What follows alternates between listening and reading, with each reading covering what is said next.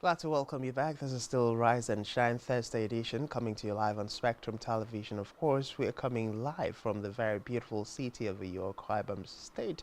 And we'll also encourage you to join us on our socials, all of which you can find on our website, SpectrumTv.ng, to be part of our online community. Well, on Talking Nigeria, of course, we kickstarted a conversation this morning with the fuel subsidy removal and the reactions from Nigerians, especially looking at the determination on the part of the NLC and TUC to embark on a nationwide strike. And just before we went to the break, I told us we will be having a guest join us to analyze these different issues. Of course, his name is Marvel Joseph CNE. He's I hope I didn't miss that. He is an organizational consultant, of course, a public affairs analyst. Good morning, Joseph. Welcome to Rise and Shine. Good morning, Francis. I know you cannot miss it. Okay. Morning. I think for a while there, just, my brain went pausing on me. I'm like, okay, I hope I don't miss that up. But of course, September is, yeah. It's been like almost a month since the ministerial, lease was approved by the Senate, and we saw the ministers talking tough when they took over the helms of affairs in their respective ministries. But one person, or a few ministers stood out. One of them being former governor of Rivers State, now minister of the FCT, Nyesom Wike. I recall the very first comment he made, immediately pitched him against the elites of the elites at the FCT, where he said his move, his vision, his plan, his target is to restore sanity to the FCT. And people who had houses in places that they were not supposed to be were going to be facing the consequence. In his words, if your house is anywhere that it is not supposed to be, it's going to go down. I don't mind if you're a minister, a serving minister, a former this, a former that.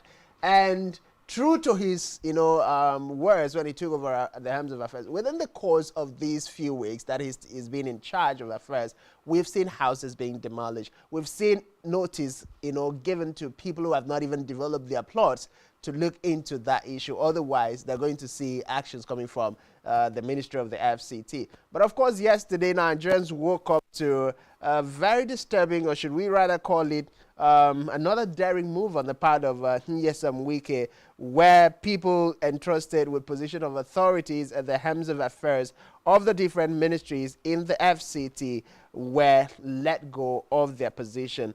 I'm just going to look at the list of people who have been relieved of their job. Now, according to a press statement from the FCTA, the Honorable Minister of the Federal Territory, Barrister Ezenwon Nyesom Wike, CON, has relieved the heads of the following parastatals, agencies, and government companies of the FCTA of their appointment with immediate effect. Now, just look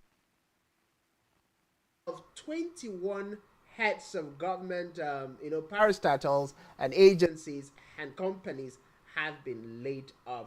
They are to hand over to the affairs of their offices to the most senior officers in rank, and appointment into the office will be made in due course. Signed by the Director of Press Office of the Minister, Anthony Ogunleye. That was yesterday, 27. Now, this is getting a lot more interesting on the part of Nigerians. But recall not too long ago, the minister, the National Assembly member for the FCT did come out to say Minister Nyesom Wike does not have the right to take decisions on himself without consulting with her as the representative of the people, or with the National Assembly, and also taking into consideration conferring with the presidency. But how will you react to all the situations playing out in the FCT? Yeah, Francis, Wike is not a new person to us. We know Wike already is a very pragmatic person. We saw how he governed Rivers State, and in governing Rivers State, he accomplished a lot in Rivers State. Starting from the sack of these 21 people from the parastatals and FCT, I commend him for it, because it is a very, very fundamental thing to do. For him to assume power, he has to look at the parastatals I won't be surprised if some of those people are returned to their position. But first of all, lay them off, study the situation, and bring them up. Maybe Wike really means business about turning around the Federal Capital City. You know, when he assumed his role as the FCT minister, he always spoke about the situation in FCT regarding street lights, complaining about the infrastructures in River State. Those were moves that he was seen to be ready to take actions in River State, even though some people may see him as too forward in getting these things done. But I don't think so in any way, because assuming a new position as a FCT minister, he has to deliver on his promises. He has to deliver on his service. He is someone that had a promise to be the president, that aspired to be the president of this country. So if he was given the role of president to be the president, how would he have acted? Now he has been given a role as the FCT minister. He has taken up that role. He wants to show Nigerians that things can be done differently, and that is what he is doing. I also look at it as a situation where he is skilled in management, because you need to really know who you are having as your lieutenant in any position that you find yourself as a leader. Now you see Wike has taken this decision to relieve these people of their role and study this role, and is likely to bring in fresh people. When he brings in these fresh people, we are likely to see things being done differently. You cannot continue to do things the same way and get a different result. If you have people in positions of power, then they have served for 10 years, for 15 years, some of them have been there for 4 years, 8 years, for example. You need to introduce new things, introduce new people, and see how these things can be done. Like the urban transit in the Federal Capital City. Let us see how it can be done by a new person. Let us see how it can be managed by a new person. Let us have fresh ideas in his system. And that's what Wike has done. Demolishing those houses, of course, it aligns with the expectations. It aligns with his what was expected, what the design, the plan of the Federal Capital City. If people did not comply, he has to do it in a way that there is compliance, there is sanity in the FCT. When we have sanity in the FCT, it gives Nigeria a better image. I commend him for his actions, and I would wish other leaders will follow suit and see how they can do things in order to get things done in a manner that this country can come out from the woods. Okay, now you're commending him. Most Nigerians will commend him, and we recall the conversations that came out after Wike made those announcements. Some Nigerians took to the social media page space to advise Wike, and one of the comments that struck my attention was that Wike shouldn't think that he's not capable of being, dethroned as the FCT minister or being sacrificed. And the writer had posited that in the event that Wike, in the course of doing his job, steps on too many toes, President Ahmed Bola Tinubu might be forced to sacrifice him in the interest of his political career. Do you see that happening? You see, if the presidency removes Wike now, it will be seen that he was just doing his work. So if he's removed now, it's a plus to his candidature to become the president of Nigeria in time to come. Because he has, don't forget, we had a situation in this country where people were commending Idi Agbon working under Buhari then as being very, very pragmatic in his ways of doing things and trying to bring discipline and sanity to this country. In fact, it was on those bases that Buhari was found favorable to rule Nigeria, that if he was acting in that way. But a lot of people know that it was General Idi Agbon that was behind those actions. And they commended him, and it won the heart of Nigerians. That, of course, even though we are not too disciplined in our ways of doing things, that if we have leadership that instills discipline in Nigeria, that it is to the benefit of the entire country to have such. If Wike is playing by the rules, and the presidency removes him, it would be a plus to him that the presidency is not serious. I don't see it happening. I know President Tinubu is set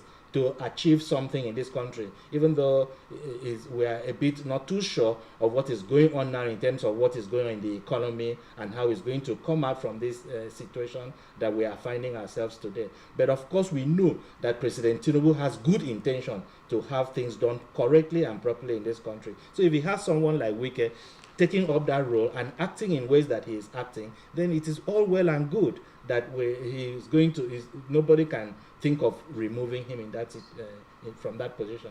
Well, we do hope that Wike continues to move on that landslide. But recall that one of the comments they also made was that people move into green areas and erected buildings that were not meant to be in those green areas, and so the such buildings were also going to go down. It goes down to conversations that, like you rightly stated, these heads of government agencies, departments, were those who were saddled with the responsibility to undersee and oversee that things were done properly. So for the minister to come in and see that people are building houses where they're not supposed to be, residential houses are finding their ways into places that were meant for commercial houses, and all of those issues just raise a lot of concerns. And it brings us back to the conversation that government offices are filled with people who exchange things, or money exchange hands, or something exchanges hands, and people turn a blind eye to things that necessarily need or ought to have been done.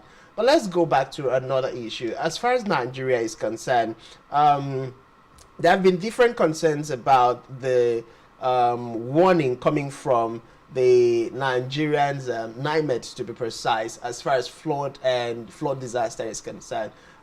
Just earlier in the week, we were told about 49 communities will be experiencing flooding. Before now, we saw the warning and the back and forth from the federal government as far as the opening of the dam in Cameroon and what its effect might be. In our Akwa Ibom state, just within the course of the week, we heard Ibno is boiling because of the ocean surge, and some communities are on the threat of either being flooded or being displaced completely as a result of that.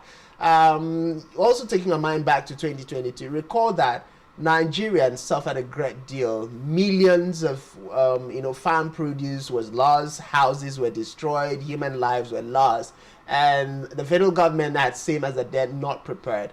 But the expectations were that before we get to 2023, when the Cameroon will open its dam again, the federal government of Nigeria would have been prepared, the different states would have been ready. But it seems we are not ready. I'd like to get your reaction to the fact that at this point, we are still grappling with the effect of Cameroon opening its dam. It seems the state government, the federal government, were ill prepared for what is hitting us now. Yes, Francis, it's a very sad situation that our state of unpreparedness is very, very sad. But I am looking at it. They have done well for this prediction. They have said this is what is coming, and we are looking at our country, our state, particularly because Akwa Ibom State is mentioned as one of those states that would have this heavy rainfall that is coming, and we're wondering how our state of preparedness is a big concern.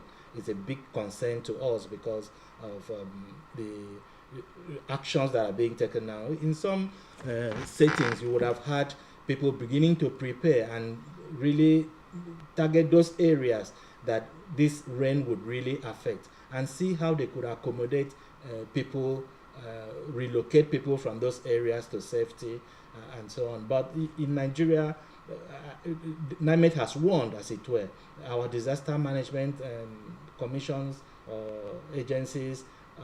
What exactly are they doing? How prominent, how effective are they in states or from the federal level? How effective are they?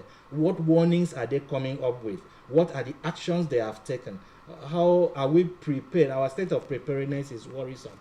I would think government should begin now to take action, like warn the people in those areas, educate the people in those areas that may be affected, and see how we can prepare for their safety. We shouldn't wait for this to happen before we start using fire brigade approach to see how to resolve issues like this. It's a big concern, Francis. The big concern is there, but will the fire brigade approach actually work? Because you're looking at the aftermath effect of the flood water already. You saw what happened in Lagos State, where people were displaced, and we saw the Lagos State government now rushing to provide solution. And it seems like, Nema was just waking up from its slumbers to realize that, oh, we were going to have flooding.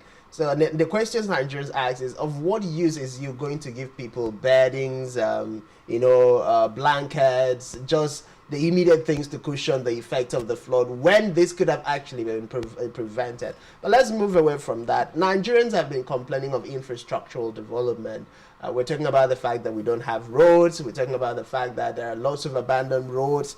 We're also talking about the fact that some of the roads do not seem to live out their lifespan. Even in New York here, Akwa Ibom State, there have been conversations about roads that recently were constructed that is already, beginning to give way.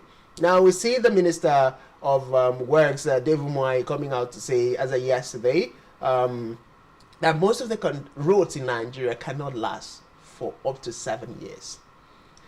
Now, another conversation today, the federal government is warning experts who are given jobs to ensure that they meet up with the standard. Of course, Dave Umoayi had alleged that most of these contractors, when they get jobs, they do not do quality jobs. And then it still goes back to the same question. How do we give contract without monitoring? How do we wake up years after to now blame the contractors? Were there no oversight committees set up to monitor and ensure that the quality of job is commensurate with the amount of money given to these contractors? Yeah, Francis, you see, most of these things we talk about hinges on corruption. If we want to look at it, the road system that is being built in Nigeria, you would see that, of course, we may claim that in some situations there are environmental factors accounting for these things, but we also have expertise that can beat these environmental factors. We talked about a desert country like Dubai developing and even having crops grown in that they were able to overpower environment to achieve what they need to achieve. So we do not have excuse to say certain area is the environment is affecting road lifespan of the road and so on. So what we need to look at is the expertise that we require to do these things. How do we award contract, like you mentioned? How do we award contract? Do the contractors, do we do an environmental impact assessment and really come up with what would fit best for a certain kind of road that is being constructed in an environment?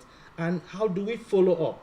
Like we talk about the oversight function, the executives are saddled with this oversight function. The legislatures are also saddled with oversight functions. We have people that are supposed to do these things. But I would ask, do they really know why they were appointed to certain position, or what their function should be when the executives appoint them to this position, or when the executives themselves, how do they ensure that this monitoring, this evaluation and monitoring systems that would ensure that the roads we construct will really last? How do we go about these things? It's a concern. We know we have issues. We have a lot of human resources power in Nigeria, but managing these human resources and shelving corruption out of the way to achieve what is best for us is an issue. My himself is an engineer, so he knows what he's talking about, and of course he knows he has done it before.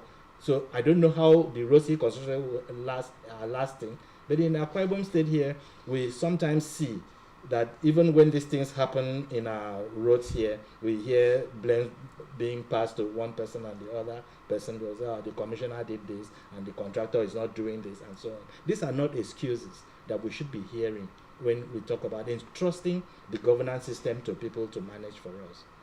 Of course, these are not concerns we should be hearing in Nigeria, and particularly at the point where we are looking for more road projects, when we're looking for more funds to invest into different, sector of the economy that we need infrastructural uplift. But we're going to place a pause on our conversations here, and we head out to the newsbrief desk where Mary Joseph is standing by to take us around the happenings. And when we do come back, Of course, 2 interview sessions still left. We'll be returning midway with our guest, Marvel Joseph, to continue. Of course, that will be on Delhi Spotlight, where we will be looking at some of the major stories on the front pages of national dailies. And prior to that, we will be having conversations, a rescheduled conversation rather. Recall yesterday we were supposed to have the Commissioner for Culture and Tourism in Akwa Ibom State, Sir Charles Udo. Unfortunately, we couldn't have that conversation. Of course, he called to reschedule for today, and we do hope to bring that conversation to you as a result of the World Tourism Day that was celebrated yesterday. Stay with us. It's Rise and Shine on Spectrum Television. We'll be right back after this time out.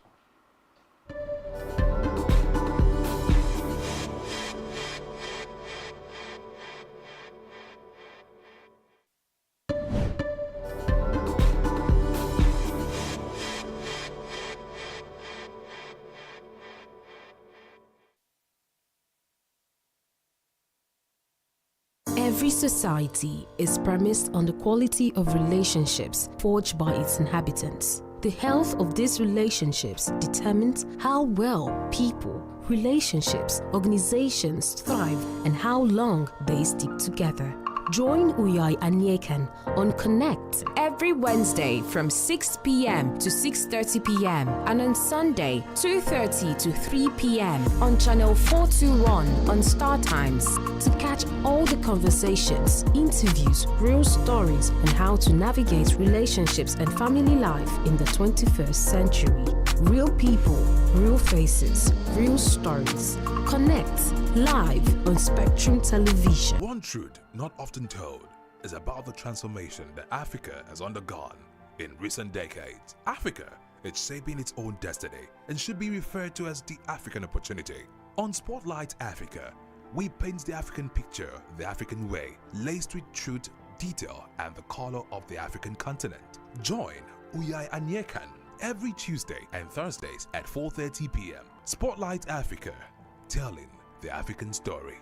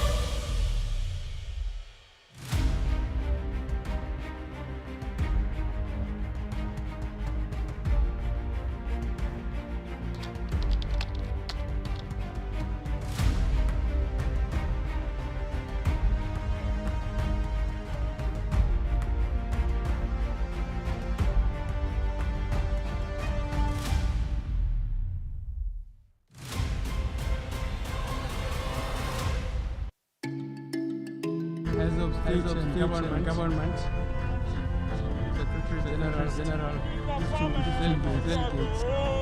This was the Lagos Nigerian for SpectrumTv to recover for the lapses still counting.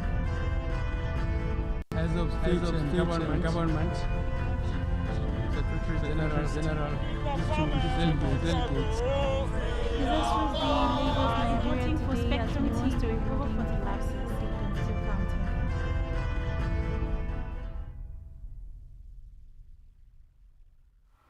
Hello and welcome to your morning news brief in Spectrum live from Uyo. I am Mary Joseph. We begin the news brief with the report that the National Deputy President of the Trade Union Congress, Tommy Etim, says nothing would stop the strike, noting that Nigerian workers were disenchanted with the federal government. He stated that the unions had given the government sufficient time to address their demands, stressing that the workers would not allow themselves to be deceived any longer, adding that any fresh meeting would be pointless and asked Nigerians to brace for the long-drawn walkout.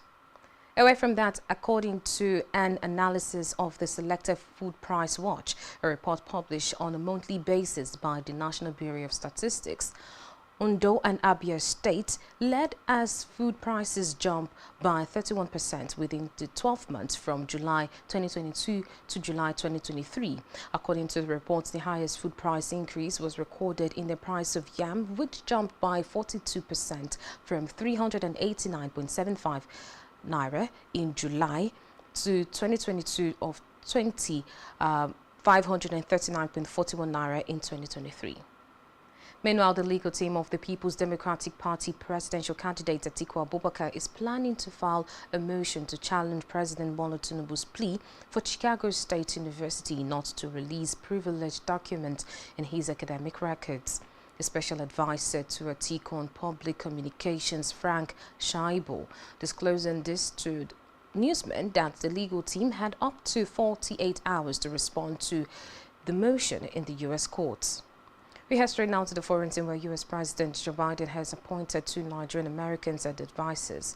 According to reports, the appointees Osage Imasoge and Chineye Ogumike are part of the 12 members of the President's Advisory Council on African Diaspora Engagements in the United States. Meanwhile, congratulating the duo on the appointments, the chairperson of the Nigerians in Diaspora Commission, Abike Bere Erewa, said the recognition and appointment into the 12-member advisory council is a motivation for other Nigerians and Africans in general.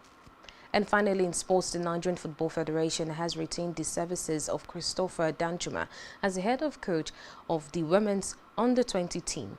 The decision comes after Danjuma and all the applicants underwent a screening and interview exercise by the Federation's technical committee. According to a statement from the NFF Director of Communications, Ademola Odlajire, Danjuma's appointment was approved by the NFF Executive Committee. Danjuma will be assisted by the trio Mansour Abdullahi, Efionwan Ekpo, and Yahaya Adi. We'll have details of this and many more in our news at 12. I am Mary Joseph. Let's head back to Rise and Shine where we have Francis on standby. Do have a wonderful morning. State and Government, Secretary General, delegates. This was the Lagos Nigerian for SpectrumTv to recover for the lapses still counting.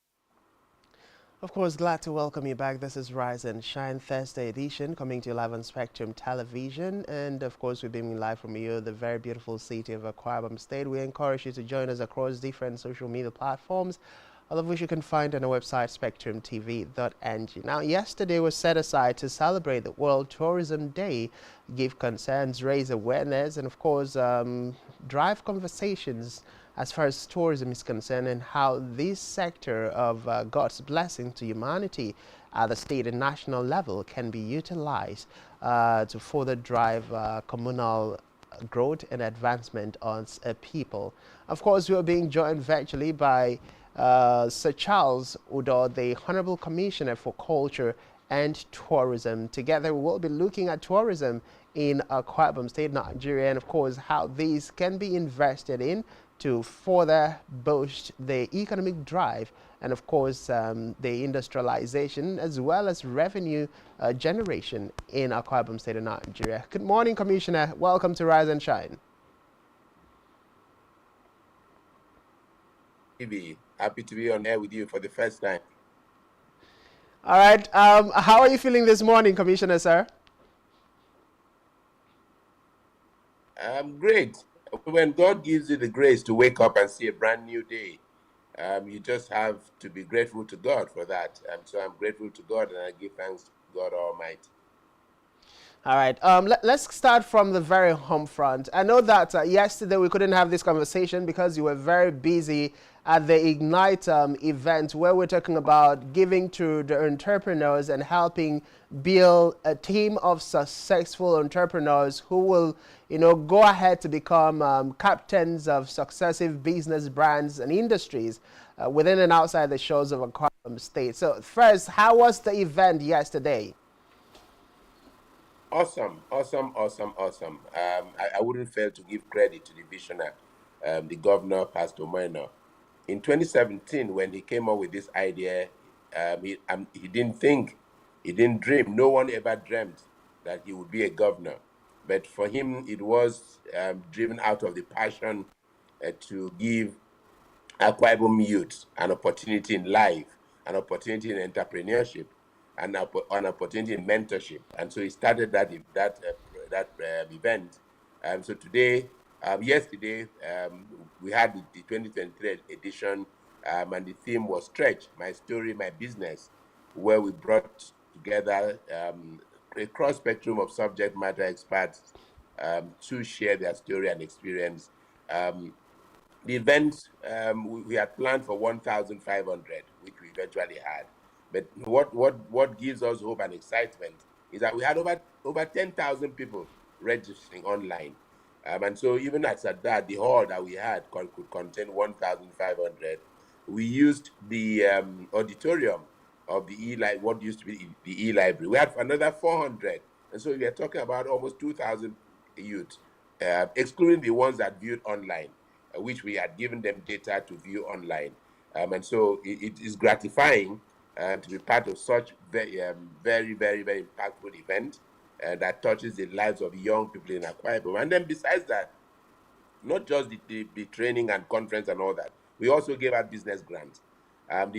Somebody went away with 2 million naira business grant. Another went away with 1 million naira. A few others went away with 500. Now, these business grants were not just given through a random pick. Each of the winners went through a series of business pitch presentations, which were evaluated by subject matter experts before we could arrive at who has the brightest business idea that that deserves to be supported. We did same last year. Last year we supported beyond the star prizes. There were other people who went away with 250,000 consolation prizes to help their businesses. Last year we gave out prizes to a total of 12 people. What interests us and excites us is that from the 12 that we gave, of course, some of them lost their way, but of course, a few of them have become employers of labor today.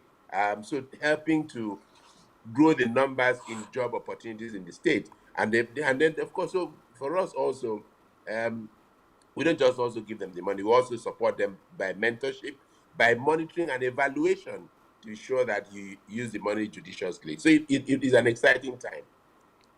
Of course, it's an exciting time for Akwa Ibom. We know that the governor has always insisted he wants to build the youth and ensure that, youths are no longer being used by politicians. I think that's part of the comment he made at the event, the Ignite event. But let's come down to the focus of the event Ignite and how that will translate into changing the narrative in Akwa Ibom State. What is the future plan for event Ignite before we delve into the conversations around tourism?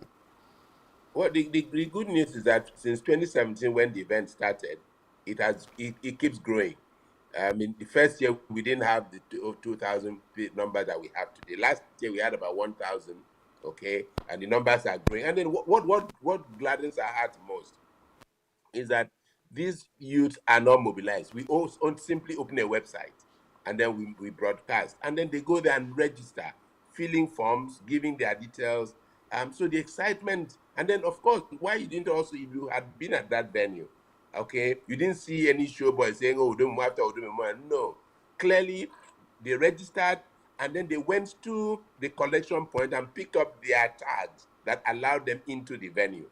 So the only persons you found inside that venue from the gate were people who registered and had collected the identification tag with their passport photograph and all that, to show that not just anybody walks in there, because we wanted a serious and conducive environment. And so we've done that. Now, for us, the challenge the planning committee is that, look, the numbers are growing. What do we do? And so going forward in the next few days, when we recover from this trend of trying to put all that together, we will sit back and do a post-mortem and then begin to decide, okay, what do we do next? Because this event has spiraled bigger than what we had imagined. So we need to figure out how to accommodate more Akwa Ibom people. Like the governor said, maybe we can do it in streams, in batches. We will consider all that. But before then, I want to thank Akwa Ibom youth for turning up to seize the opportunity that God has given to them. I wish I had such opportunity. I didn't have. Okay, so today the Akwa Ibom child is blessed because there are so much opportunities to uplift himself, to arise and become something in future.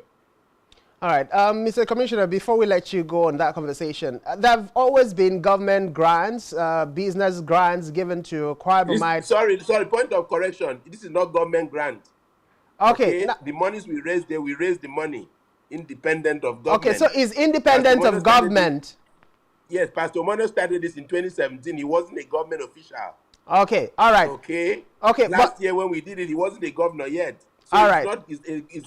It's not a government project. It's good to get that clarification now, but let's look at the modalities being put in place by the organizers.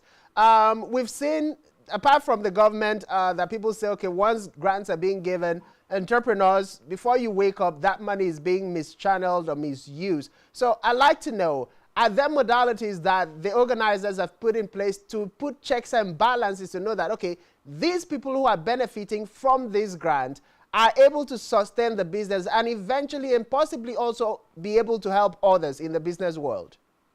Oh, yes. The reality of life is that in every 12, there must always be a Judah. Like I said in my opening statement, last year we gave grants to 12 people. Some of them went AWOL. One or two went AWOL. But from that number that remained, some of them have become, about 4 or 5 have become employers of labor, employing other people, expanding their businesses. Some of them have even diversified their businesses. So, of course, what we've done, learning from last year, what we did, after giving them the grant, we took maybe about 3 to 6 months before we go checking them. Now, this time, okay, for everybody who has gotten a grant, okay, we attach a mentor to that person. And then, so we are going to do periodic spot checks on those business to be sure that you are doing what you are supposed to do. And then, like I said earlier, we didn't just give grants. These grants were given by people who had proper business plan, business idea, justifiable. And then we also knew that they had businesses registered. We went to CAC and verified that their businesses are registered. We went to their business locations as they gave us, to verify that they're actually into that business they claim they're doing, to be sure that we're not just dashing money to people. So those are checks that we are putting in place. We will continue to improve on those checks. But like I said, in every 12, there will always be a Judah. Of course, in every 12, there'll always be a Judas who would not do what the business or the money was meant for. But let's come back to the focus of our conversation. Yesterday, the world over, we celebrated World Tourism Day, and we're looking at tourism jobs, investing in the creative industries, investing in talent, heritage, of course, for state and national development. I know you're now the Commissioner for Culture and Tourism, and within looking at some of the things that have come up in your office from your time as the Commissioner for Information, you've been very deliberate and intentional in some of the programs that come from your office. So let's look at tourism in line with the Arise agenda. What is the blueprint? What is the the focus of this present administration and the mandate given to your office? Well, clearly, the current administration of Akwa Ibom State, led by His Excellency Pastor Moino, has tourism as one of the key focal points. If you recall that during the Arise agenda, tourism also featured prominently. Tourism was one of the 18 focal points that we deliberated on. And so tourism is a key sector in the administration of Pastor Moino. And the blueprint, the policy thrust of the Arise agenda in tourism is to develop the tourism and hospitality sector by leveraging the rich socio-cultural heritage of the state, thereby making Akwa Ibom State the tourist destination of Nigeria and beyond. Of course, that would not come easy. And then we've also listed some objectives which we hope that we can actualize.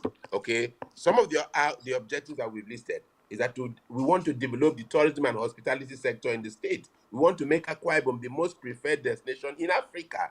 Remember, I said yes, in the policy thrust we talked about Nigeria, but I also said we want to go beyond Nigeria. We want to develop recreational and tourism sites in Akwa Ibom. We want to showcase and preserve the rich cultural heritage and traditions of our people. For instance, sitting here, there are a lot of people who don't know what the traditional attire of where they come from is, because we are gradually because the world has become a global village, we are gradually beginning to lose that. Okay, so we want to bring that back up. We want to create jobs. We want to create employment. We want to attract foreign direct investment. Okay, through the offer of diverse tourism, through the offer of diverse tourism attraction options in the state. We want to increase the foreign exchange earnings of not just the state but Nigeria, because it's so much. A country like Gambia is as small as we are, okay, in terms of land mass, probably, no disrespect to them, but their major economic driver is tourism. Rwanda is being driven by tourism. Kenya, we all know about the safari in Kenya. Okay, so we are saying to ourselves that, look, if these countries can do it, Gambia, for instance, the shoreline of Gambia is not up to the size of shoreline in Lebanon. So if they can utilize that, whereas we have 129 kilometers of shoreline, so if the Gambians can utilize that, and then the Gambia becomes a part of the cruise, it becomes a stop point in the cruise ship circuit. So we believe that Akwa Ibom can also do same. So we're not resting on that. Yes, of course, in the past, we haven't paid attention to that. But we are saying to ourselves that, look, we have so much. Okay, Nigeria started in Akwa Ibom. What do I mean by that? The word Nigeria was conceived, birthed, typewritten in Ikorobasi by Lady Flora Shaw. The building where Lady Flora Shaw and her husband, Lord Lugard, lived is still there in Ikorobasi. The office where they used to work, where they had a typewriter that typed the first word of Nigeria, is still in Ikorobasi, the amalgamation house. The quarters where all the workers live, they are still there. And then also, Ikorobasi outside was also a major slave trade hub in West Africa. Outside Badagry in Nigeria, Ikorobasi was the next. So Ikorobasi and Badagry were the major slave trade hub. Now all those relics are still there. There's a bridge of no return. There's a dungeon in the middle of the water where you see that our great-great-grandfathers were dumped inside like animals, like fishes, before they were transported. Now we need to retell those stories. We need to restore those relics. Luckily, His Excellency the Governor mentioned about that. Work has commenced, okay, in terms of drawing and all those. And then also, most people, the one that is so hurtful is that in 1929, our great-grandmothers, okay, were killed, maimed, by the colonial masters in the women riot. Unfortunately, some historian woke up and said it was in Aba. And we are saying, no, we need to retell that story. I'm sorry, it wasn't in Aba. Those women were our great grandmothers from Economist, from Akwa Ibom State and the neighborhood.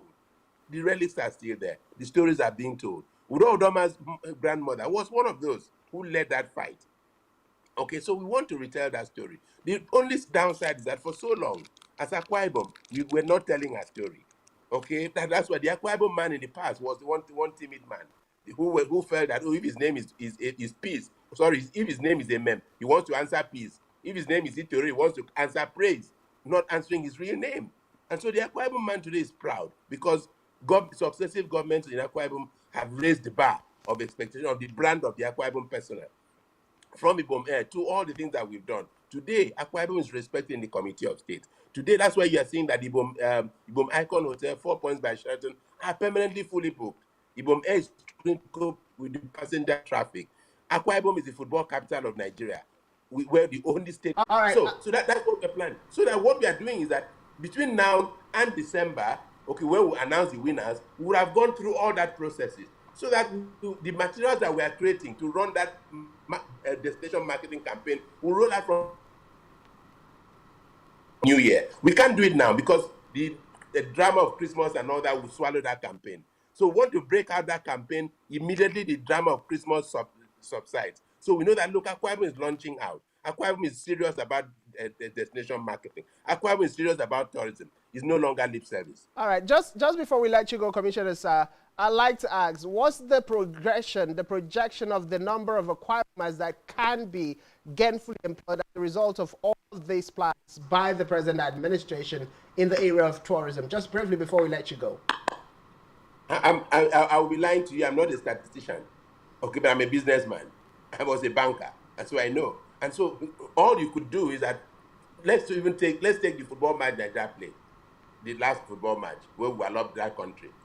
Okay, what was the capacity of the Nest of Champions? Over 30,000, right? And we had a full house. Okay, and over 40% of that full house came from outside the state. Now, what does that translate into? It means that all the hotels within town had businesses. Okay, it means that all the bars in town had businesses. Champion Breweries their sales grew, so I can't give the absolute numbers. It means that all the mama put joints, their businesses grew that period. All the pepper soup joints, their businesses grew. That money did not come to the coffers of government. That money went into the economy of Akwa Ibom State, irrespective of party line of our affiliations. That is what we are talking about. Of course, you know that the state government is planning to set up a Bureau of Statistics. When that happens, the Bureau will be able to give you absolute numbers. If anybody gives absolute numbers now, it's just guesswork. But what we are trying to do is to tell you that see the potentials, see the opportunities. Just using that football as an example, you can imagine the number of opportunities that we created from one single football match. So imagine if we had more of those football matches. All right. That week also, that same period also, Ibom Air had an additional. You know, Ibom Air run 2 flights a day in and out of Uyo. With that period, Ibom Air had 3 flights. That's more revenue to Ibom Air.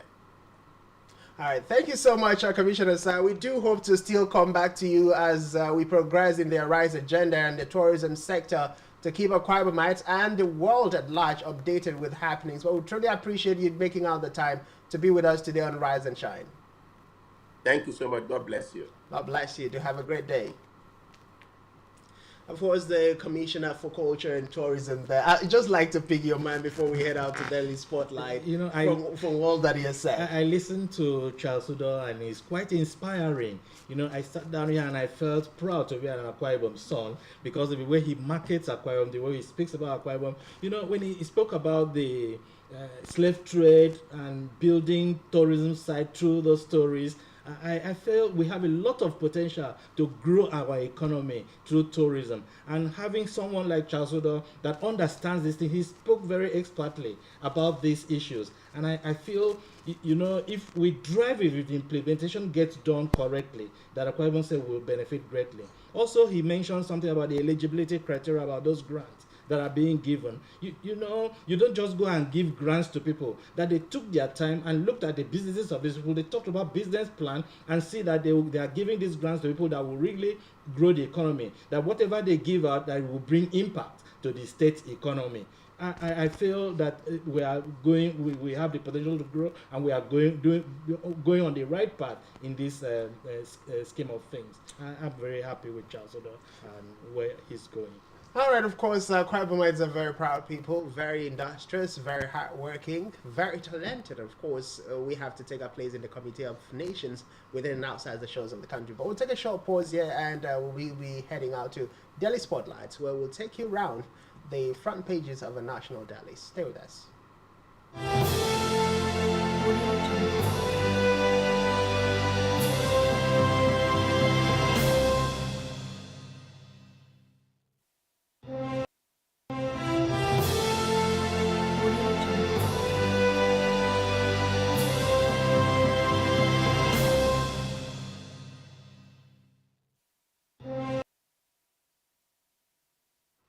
Well, on Daily Spotlight, we're starting this morning with the front page of the Nigerian Tribune.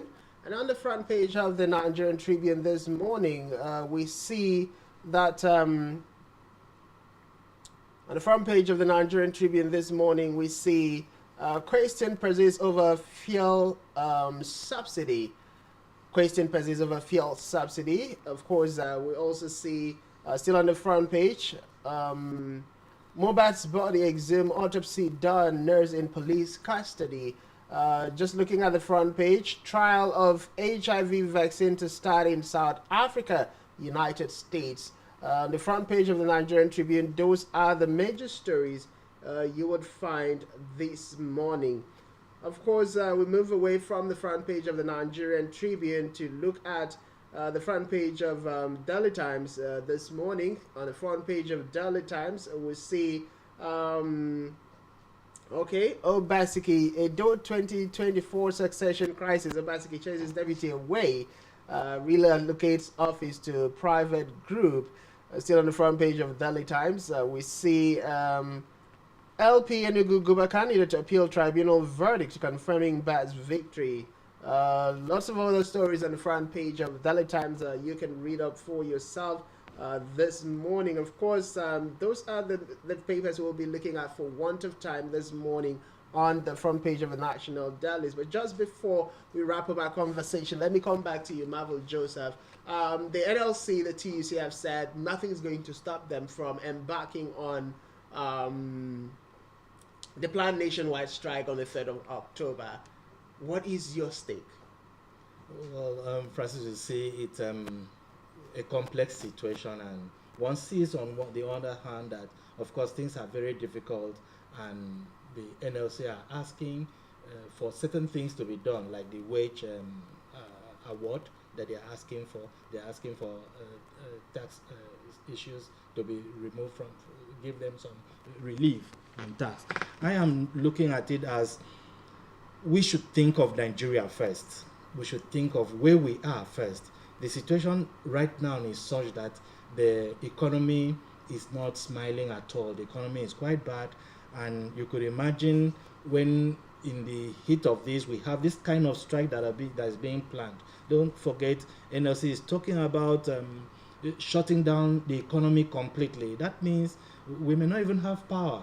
We may not even have petrol. Nupeng has said they are going to join, and of course lives may be lost if the health workers join this strike, as they have promised to join.